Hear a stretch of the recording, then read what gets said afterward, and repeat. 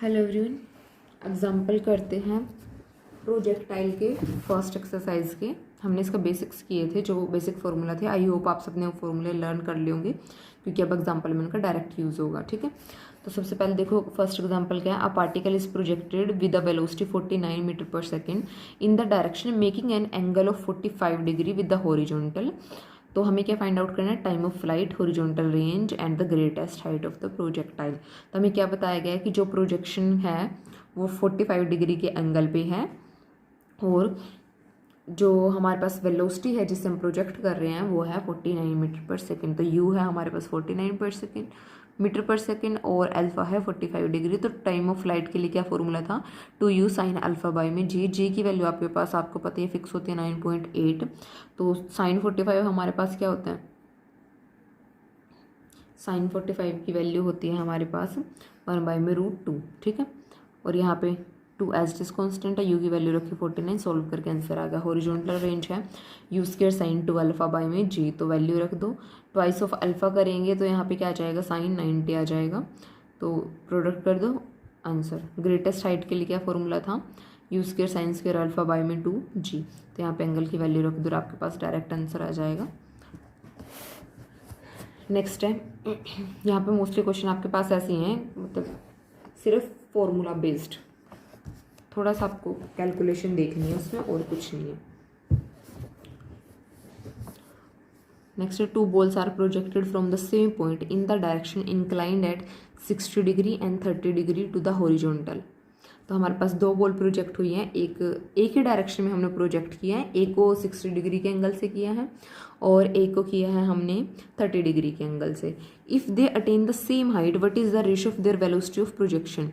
ठीक है, तो सबसे पहले उन्होंने कहा कि अगर उन्होंने सेम हाइट अटेन की है तो उनकी रेशियो क्या होगी, वेलोसिटी ऑफ प्रोजेक्शन की। सेकंड है, सेम हॉरिजॉन्टल रेंज है तो क्या होगी, ratio of velocity of their projection. ठीक है, दोनों में वेलोसिटीज का रेशियो बताना है हमें। ठीक है, और कंडीशन क्या है, पहले में सेम हाइट है, सेकंड में सेम हॉरिजॉन्टल रेंज है। तो हमें फॉर्मूला किसका लगाना है, एक बार तो हाइट का लगाना है और एक बार हमें लगाना है हॉरिजॉन्टल रेंज का। तो अल्फा 1 जो है हमने क्या लिया सबसे पहले तो, कि जो वेलोसिटीज़ हैं प्रोजेक्शन की वो u1 u2 है। ठीक है, तो और एंगल ले लिया हमने अल्फा 1 अल्फा 2। एक है हमारे पास 60 डिग्री, दूसरा है 30 डिग्री। तो फर्स्ट में कहा कि सेम हाइट अटेन कर रही है, तो जो ग्रेटेस्ट हाइट है उसका फॉर्मूला क्या होता है, you square sine square alpha by में 2g। तो दोनों के लिए अलग अलग कर लेंगे और दोनों को इक्वल रख देंगे। पहले वाले के लिए क्या हो जाएगा, u1 square sine square alpha 1 by में 2g। सेकेंड वाले के लिए क्या होगा, u2 square sine square alpha 2 by में 2g। अब कहा है कि दोनों इक्वल है तो दोनों को इक्वल रख देंगे और वहाँ से u1 u2 की रेशियो निकाल लेंगे। बस यही काम हमने करना है। अब देखो यहाँ पे रखा दोनों को इक्वल। ठीक है, जी तो फिक्स रहता है तो 2g से 2g कैंसिल हो जाएगा, अल्फा 1 अल्फा 2 रखो और यहाँ पे क्या आएगा हमारे पास,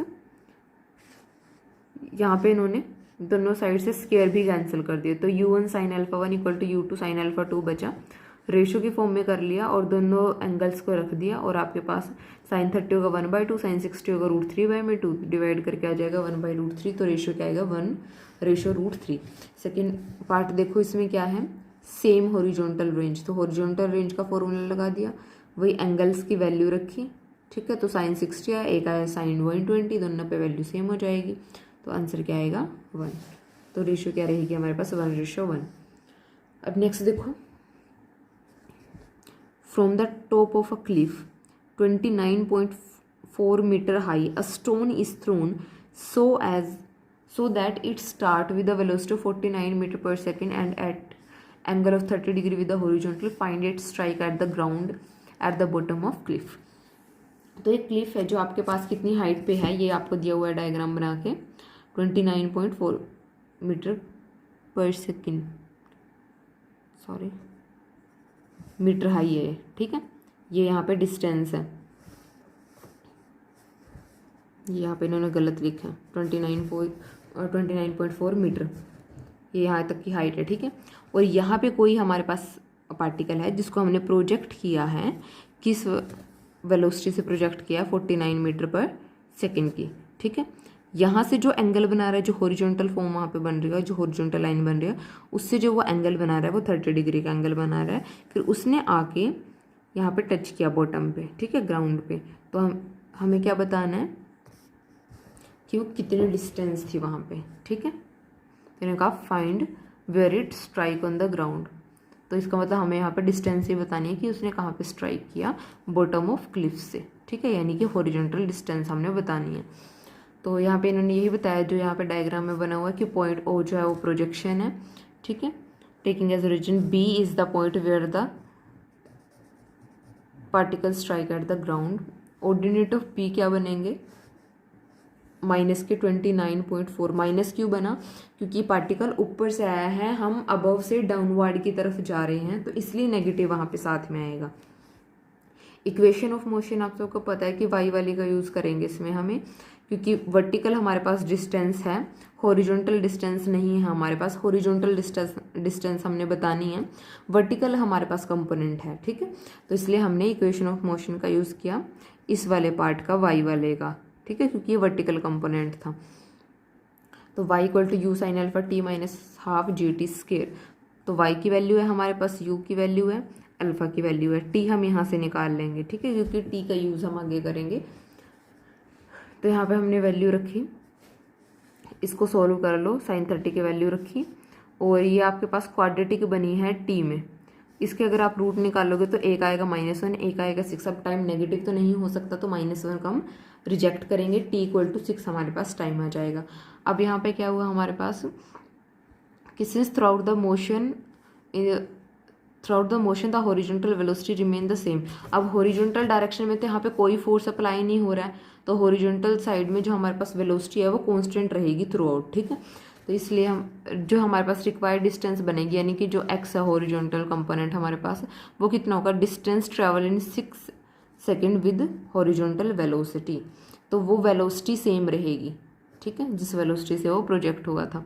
तो u cos alpha into T, ठीक है, 6 सेकेंड का टाइम था ना, तो यहाँ पे एंगल रखा 30, u की वैल्यू थी 49, तो यहाँ पे आपके पास रिक्वायर्ड डिस्टेंस आ जाएगी जो हॉरिजॉन्टल डिस्टेंस हमने निकालनी थी।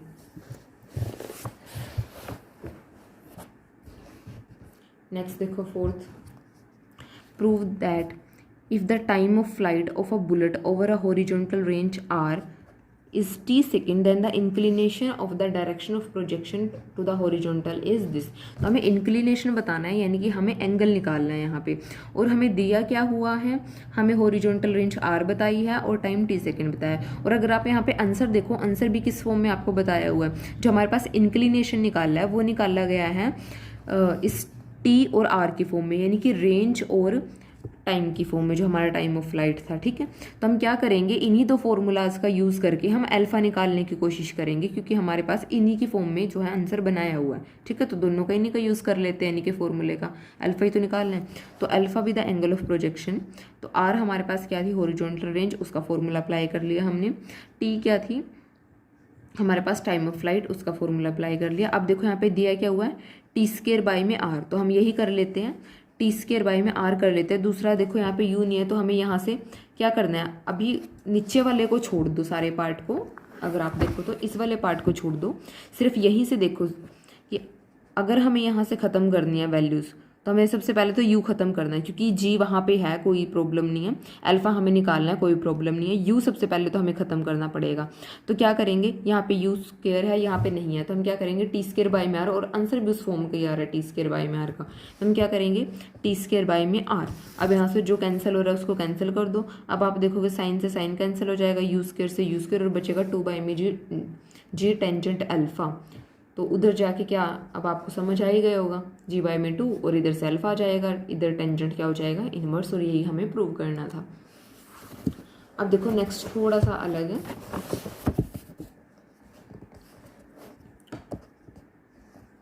How must a ball be projected from a height of 4 feet so as just to clear a wall 30 feet high, distance 15 feet in a horizontal direction, and a ditch of 5 feet wide on the other side of the wall. अब इसमें आपको कई सारी चीज़ें बताई हुई हैं, तो सबसे पहले वही देख लो कि क्वेश्चन पे मत जाओ, पहले सिचुएशन समझ लो कि क्या क्या हमें बताया गया है, ठीक है। उसका एक रफ पैटर्न अपने माइंड में ड्रॉ करो, पेपर पे ड्रॉ कर सकते हो तो पेपर पे ड्रॉ करो। सबसे पहले क्या चीज़ बताई है हमें कि जो बॉल है वो प्रोजेक्ट हुई है at a height of 4 feet, ठीक है। तो ये हमारे पास हमारा एक्सिस था, यहाँ से 4 फीट से प्रोजेक्ट हुई है, ठीक है, किसी भी एंगल अल्फ़ा से। वॉल कितने फीट की है? 30 फीट हाइट की है, जिसको हमें क्लियर करना है, और वो कितनी डिस्टेंस पे है? 15 फीट की है हॉरिजॉन्टल डायरेक्शन में। तो एक वॉल है हाइट 30 फीट हाई, इसका मतलब उसकी हाइट कितनी है? वो है 30 फीट, ठीक है। इस पे मत देखो, बेशक शायद आपको थोड़ा ये बना बनाया लगेगा तो अजीब लगे समझने में, थोड़ा अपने ही बनाते हैं, ठीक है। तो ये हमारे पास है, मैं अभी पेंसिल से बना के दिखा रही हूँ रफ। ये 4 फीट से हम स्टार्ट हुए, 4 फीट से बोला था, यहाँ से हमने कुछ प्रोजेक्ट किया है। अब इन्होंने कहा है कि उसने क्रॉस किया है एक वॉल को जो कि 13 मीटर की हाइट पे है, तो ये वॉल को उसने कहीं ना कहीं पे क्रॉस किया होगा जो कि 13 की हाइट की है, ठीक है। अब इसकी टोटल हाइट है 13, इतनी हाइट है 4, तो ये इस पॉइंट से ऊपर बची हुई हाइट कितनी होगी? 9। सेकेंड इन्होंने क्या बताया कि वो जो वॉल है वो हॉरिजॉन्टली 15 फीट की डिस्टेंस पे है, ठीक है। दूसरा इन्होंने एक और लास्ट में हमें क्या बात बोली कि जब वो प्रोजेक्ट हुई, जो भी हमने बोल डाली, वो इस दीवार से 5 फीट आगे तक गई, ठीक है, कि उसने उतनी 5 फीट आगे की डिस्टेंस ली टच करने से पहले, ठीक है। इतनी वाइड थी ये जगह जब वो आगे गई। तो अब यहाँ पे हम क्या करेंगे, सबसे पहले तो ये पॉइंट निकाल लेंगे ट्रेजेक्ट्री पे जो पॉइंट है हमारे पास, क्योंकि हम इसमें ट्रेजेक्ट्री का यूज़ करेंगे। तो ये वाला पॉइंट, इसको इन्होंने नाम दिया है पी, तो ये ट्रेजेक्ट्री पे है। अगर आप इसके कंपोनेंट देखो, वर्टिकल कंपोनेंट कितना है? 9, हॉरिजॉन्टल कंपोनेंट कितना है? 15, तो इसके कंपोनेंट हुए 15.9। अब यहाँ पे अगर हम देखें, ये वाला पॉइंट सेकेंड हम इसका यूज़ करेंगे, क्यू पॉइंट नाम दिया। अब इसका देखो यहाँ पे ये वाला कितनी डिस्टेंस बन रही है, यहीं से देख लो, वहाँ पे अगर नहीं अजीब लग रहा है। यहाँ तक की डिस्टेंस कितनी थी? 15, यहाँ तक की डिस्टेंस 5, तो यहाँ तक की डिस्टेंस टोटल कितनी हुई? 20, ठीक है। तो ये तो हुई 20। अब यहाँ तक की डिस्टेंस देखो, ये डिस्टेंस 4 है हमारे पास। अब हम आ रहे हैं डाउनवर्ड, तो ये कितनी होगी? -4, क्योंकि ओरिजिन हम यहाँ पे कंसीडर कर रहे हैं, ठीक है, जहाँ से हमारा पार्टिकल प्रोजेक्ट हुआ है। तो ये वाली डिस्टेंस कितनी हुई? -4 हुई, ठीक है। तो ये हमारा यहाँ पे मेन था जो हमें सीखना था, जो आपको बना के दिया हुआ है। देखो अब यही सब कुछ दिया हुआ है, ठीक है। तो अब करते हैं क्वेश्चन को। Let O B the point of projection be taken as origin and horizontal and the vertical through its as the axis, then with usual notation equation of trajectory is this. तो आपको equation of trajectory बना के दी हुई है।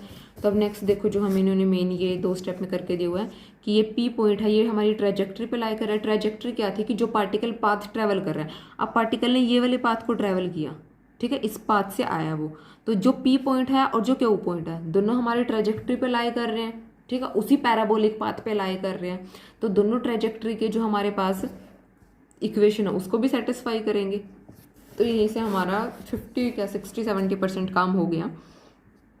तो सबसे पहले तो पी पॉइंट को सेटिस्फाई करा दो, ठीक है, ये हमने यहाँ पे रखा एक्स और वाई को, और सिमिलरली यहाँ पे रखो, ठीक है। उसके बाद क्या करेंगे नेक्स्ट स्टेप में, देखो अब टेंजेंट वालों को एक साइड किया, बाकी को एक साइड कर ले दोनों इक्वेशन में अगर आप कंपेयर करो तो, क्योंकि हमें लास्ट में क्या बताना है? एंगल ऑफ प्रोजेक्शन, ठीक है। तो हमें अल्फा निकालना है, तो हम इसी तरह से काम करके चल रहे हैं कि हम अल्फा इजीली निकाल सकें। अब क्या किया, दोनों को डिवाइड कर दिया। अब यहाँ से जब डिवाइड किया तो यू भी खत्म हो गया, कोस स्क्वायर अल्फा भी खत्म हो गया, सिर्फ टेंजेंट अल्फा में इक्वेशन बची है। तब क्या करो, क्रॉस मल्टीप्लाई कर दो और एडिशन सम जो भी होता है उसको करके अल्फा की वैल्यू निकाल लो, बस सिंपल है। यहाँ से तो अल्फा है आपके पास टेंजेंट इनवर्स 3, ठीक है। तो आज के लिए इतनी करते हैं, बाकी के एग्जाम्पल हम नेक्स्ट लेक्चर में करेंगे।